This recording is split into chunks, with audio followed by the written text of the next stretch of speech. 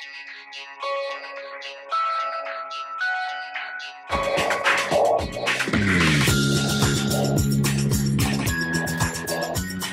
bah oui, je pourrais pas te dire le contraire. Effectivement, il faut des outils,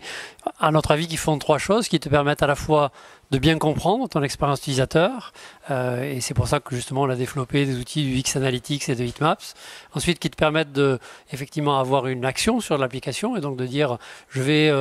pouvoir modifier mon application mobile en temps réel avec de l'agilité, avec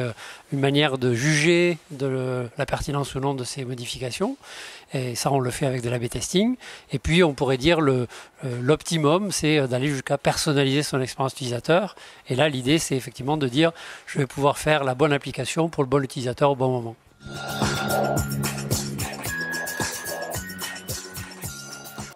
Non, à notre avis, ça se mesure de manière très concrète, avec au minimum 3 ou 4 KPI généraux, à la fois qui mesurent ce qu'on appelle la récurrence d'utilisation, c'est-à-dire la façon qu'on a d'utilisateurs de revenir régulièrement sur cette application-là. La deuxième, c'est l'engagement, c'est-à-dire la possibilité de voir si oui ou non l'utilisateur il fait un peu plus que du lèche-vitrine dans une application, mais s'il va réellement aller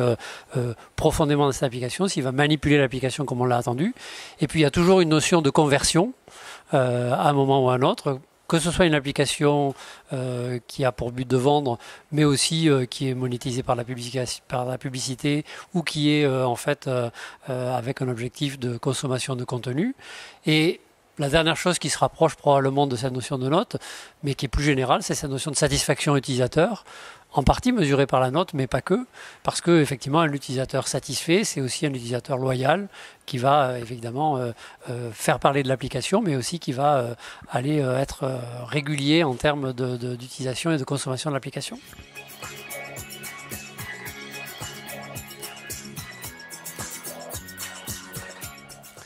Alors le one-to-one, je ne sais pas, mais la personnalisation, fort probablement, et on y a déjà goûté avec ce qu'on peut faire sur l'email, ce qu'on peut faire sur les push notifications et ce qu'on peut permettre de faire aujourd'hui avec Azeton sur les applications, parce que effectivement, comme le dit un de nos clients qui est Orange, à vouloir faire une application pour tout le monde, on finit par faire une application pour personne, et ça c'est vrai parce que on a toujours cette question de dire ah ben est-ce que je fais plaisir à tel utilisateur ou à tel utilisateur, est-ce que je pense à tel cas d'usage ou tel cas d'usage, on finit par faire un plus petit dénominateur commun pour tous ces utilisateurs, alors qu'en fait, on sait très bien qu'on a des types d'utilisateurs, des fois on appelle ça des personas ou on appelle des segments clients selon le cas, et selon ces segments clients, ils utilisent différemment l'application à différents moments, et c'est à eux qu'il faut penser en priorité à chaque fois qu'on crée une application.